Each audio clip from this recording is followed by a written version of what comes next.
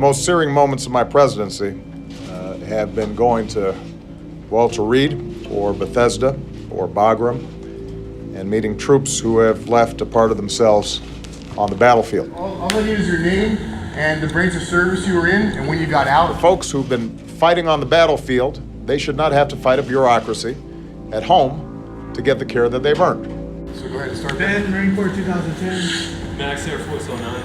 Dylan, Marine Corps 2013. David, Marine Corps 2009. John, Army 2013. Derek, Army 2011. And their spirit and their determination to recover and often to serve again is always an inspiration.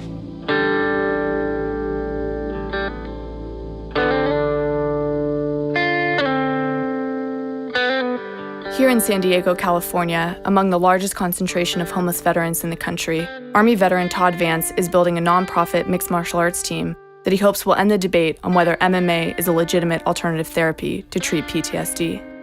With returning combat veterans, the battle in the mind it's more lethal than the battle in Afghanistan and Iraq. Finding hope will get them through the hard times and let them build a positive life. Fuck, I got anxiety, depression, neurological problems. I don't know, I've got everything. Memory loss, vestibular problems. You name it, I probably got it now. I don't know. Too many suffer from the signature injuries of today's wars. Post-traumatic stress disorder and traumatic brain injury. I was, 20 years old, couldn't even drink yet legally. My P.O.W. Was getting hit by, anything from 20 to 30 mortars and rockets a day. The thing that got me was it was a Humvee, American Humvee, that got hit by a roadside bomb, flipped over, and when we pulled the doors out, seeing those two soldiers that were upside down, just charred, like you couldn't really recognize them as bodies, but they were still wearing their helmets. And just seeing that image for the first time when I was 18, or no, I was 19 at the time, it really shook me. Today, we've made it clear up and down the chain of command that folks should seek help if they need it. PAL is it's the one size fits all. There's no pressure to step up and do more for the program, as long as you're showing up to train once in a while, preferably a couple of times a week. Having that vent, having that support group behind you, it's amazing. Those guys helped me out so much. It was rough for me. I was having a lot of flashbacks throughout the day. I would freeze up and just turn pale and be extremely scared to the point where I couldn't move. Army life for the past 9 years, from basically my adulthood until now, and I'm just like, what the hell happened? For them to be able to say, I'm going to MMA class, is a lot easier than I'm going to go to group therapy. It's a lot easier for them to even want to do that. For years, many veterans with PTSD who have tried to seek benefits, veterans of today's wars and earlier wars, have often found themselves stymied. You're looking at building unit cohesion before going to combat. You might not want to throw something in as divisive, hey, you're going to be a crazy person when you're done. But you can always do it after, you can do it before, it doesn't matter, just tell us what to expect. It'll go a long way. There are currently over 2.3 million American veterans of the Iraq and Afghanistan wars, about 20% of whom have been diagnosed with post-traumatic stress disorder. Well, the reported rate is 22 per day. 22 veteran suicides per day. And the amount of time we've spent talking, the veterans probably killed themselves. The reason I use the word reported is because we don't know. So I would wake up trying to get cover, walking around the house, because the VA prescribed me Ambien and Xanax, all this different stuff. So I was walking around the house, sleepwalking and clearing all the rooms and checking all the blind spots. There's a human element to conflict, to the war in Iraq, whether you believe in it or not. It doesn't really matter because people are coming home suffering, and I think that deserves a certain amount of respect. I spent 6 years in the Army infantry, spent over 1 year in Iraq as an infantry squad leader with the 3rd Stryker Brigade. I lead the POW program. It's a nonprofit MMA group for military veterans. People in my program, they've done 3 and 4, some of them have done 5 combat deployments. So if you're looking at 3 to 5 years in combat, I don't know how anybody can expect them to come back and function normally in society, I just don't see how that would even be possible. I don't know what I would do. Every chance I get, I push, hey, the physical fitness aspect of therapy cannot continue to be ignored. This is huge. Fueled by what many say is Big Pharma's appetite for profit, as well as an overload of patients at the Veteran Affairs Office, these vets are being overprescribed prescription pills at an alarming rate. I had a 24-year-old kid come see me in a group, and he was taking 19 pills a day. I think 8 of them were medications for his PTSD, and the other 11 were to treat the side effects of the medications for his PTSD, and I just think that's absurd. Pharmaceutical industry is a big machine. Do you still have flashbacks of what you saw over there? Yes, I do.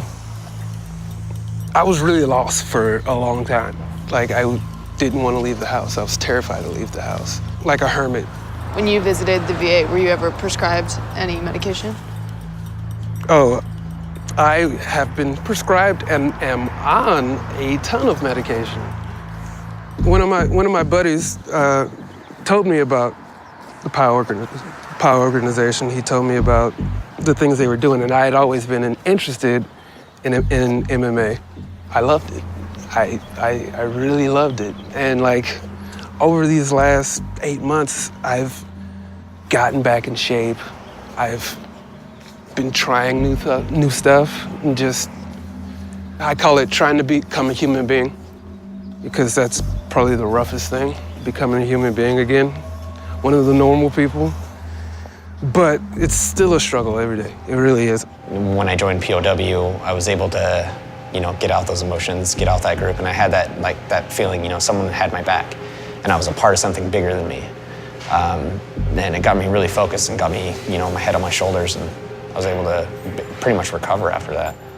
And any inpatient, even outpatient program that's treating a mental health issue with any modicum of success is trying to institute some sort of exercise and diet routine. It just works better. Healthy body, healthy mind concept. That's what I love about POW, is that's what you're doing. You will hit your physical peak and you'll learn to cope better. And because meds seem to be the go-to for the VA, I just feel it's the wrong approach. That should never be your first answer. The country itself is over-medicated, so of course the vets are over-medicated. These drugs work so well at reducing your anxiety that you don't even have any anxiety about killing yourself. To avoid the adverse side effects of prescription pills, many veterans who have been prescribed have decided to instead seek alternative therapies, such as surfing, yoga, and acupuncture. The VA has yet to include MMA in its official list of alternative therapies. Todd Vance and his POW team disagree. They feel the advantages of the camaraderie and healthy expulsion of aggression that MMA promotes. And as their team grows, they hope to change the VA's view on MMA after war. 1, 2, 3, run!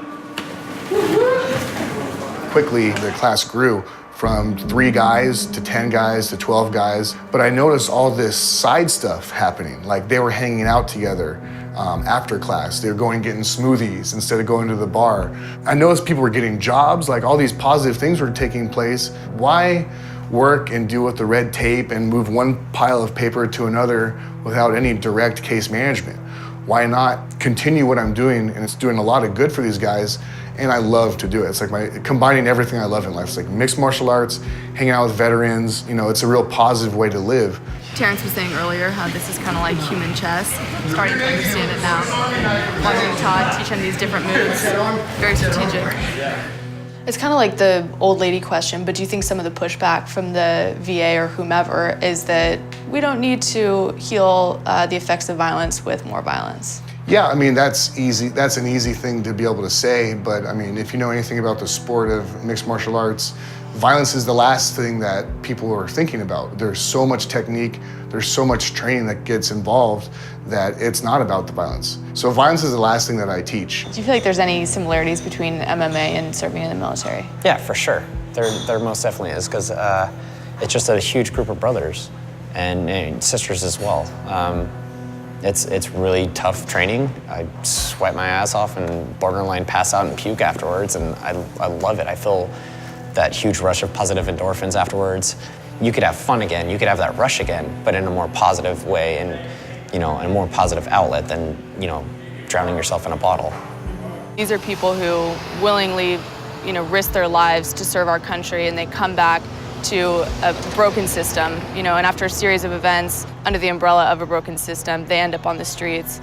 being here, meeting Todd Vance and meeting some of his buddies, other war vets, and seeing how they've taken on alternative therapies, including MMA, it's very clear that that is something that works for them. I mean, seeing them in the gym, they're also happy. They're treating themselves through MMA. I'm totally sold on it. You can see that they've gained everything that they lose when they come home from overseas. They have that brotherhood, that camaraderie. It's just so clear that it works for these guys. The majority of veterans who are doing something other than taking pills that I know personally are doing better than the veterans I know taking a lot of pills. MMA saved my life. To watch them build their own life is how they're gonna be successful, because nobody's doing it for them, they're doing it for themselves, you know, and you can fall back on that because it's you doing it. This program very well could be saving lives, is saving lives. It creates a community of trust and vulnerability and strength at the same time within the military veteran community, where they can open up and deal with their issues and find hope. It's not me being the crutch every time, it's them finding their own strength, you know, empowering them to do it on their own.